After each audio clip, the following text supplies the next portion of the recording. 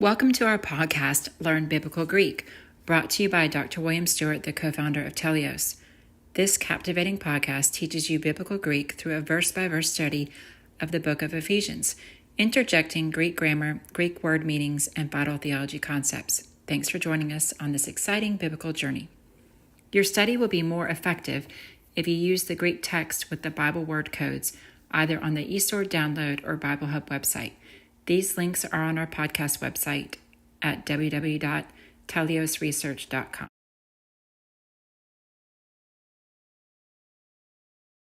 Hi, I'm William Stewart, co-founder of Teleios. Welcome back to our podcast on learning biblical Greek.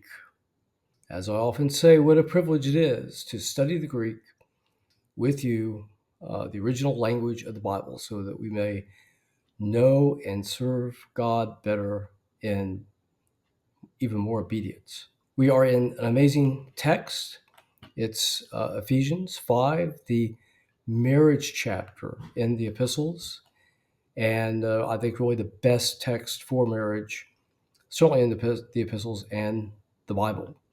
We've talked about the most recently the man's responsibility to have a giving love for his wife like Christ did for the church, thus signifying that the marriage reflects the relationship between Christ and the church, and the purpose of marriage is the gospel, to bring people to Christ by faith, mirroring that loving, devoted relationship between Christ and the church.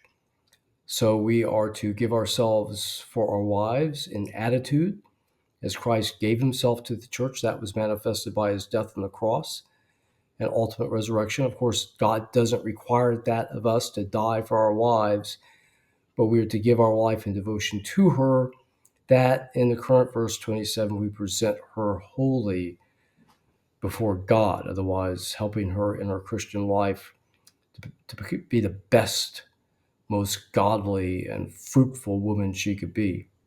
We start verse 27 today. We'll do half a verse. Let's go. Ina. So in order to, we saw this in 27, always means this, it's non-declinable. Peristisi. Okay, so here we have a complicated verb. Let's walk through it. We have a prefix, para, which would be next to. Sti, this is from the root sta for istemi, meaning to stand or to place.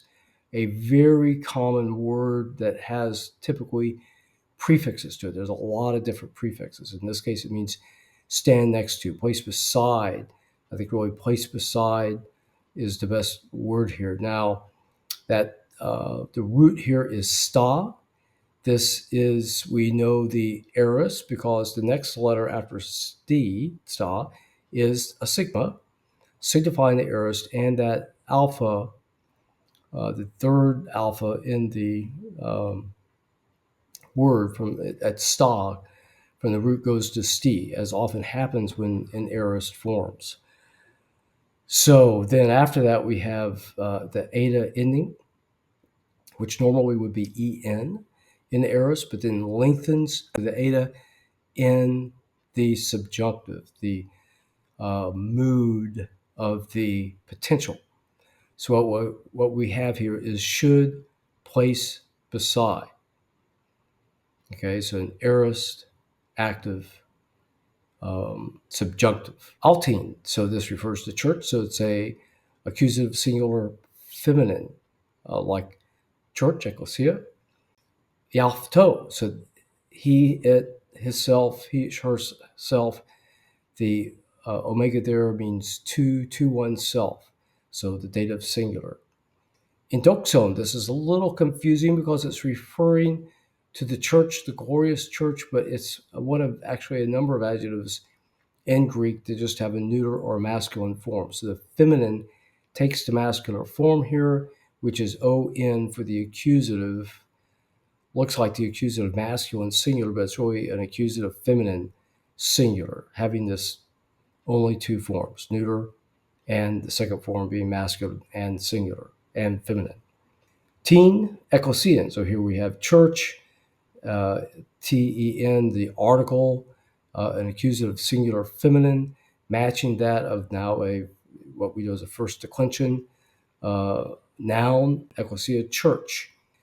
Me, not. Ekouson. So here this comes from, let's walk through it. The root is ek, from echo, to have, to hold. Uson is the feminine singular accusative form, adding information. So attributive accusative, adding information to alpha-tein, the church. So it is in the feminine form. The OU is there. This confused me as part of the present participle ending for the nominative. So this is a present active participle in the accusative singular feminine.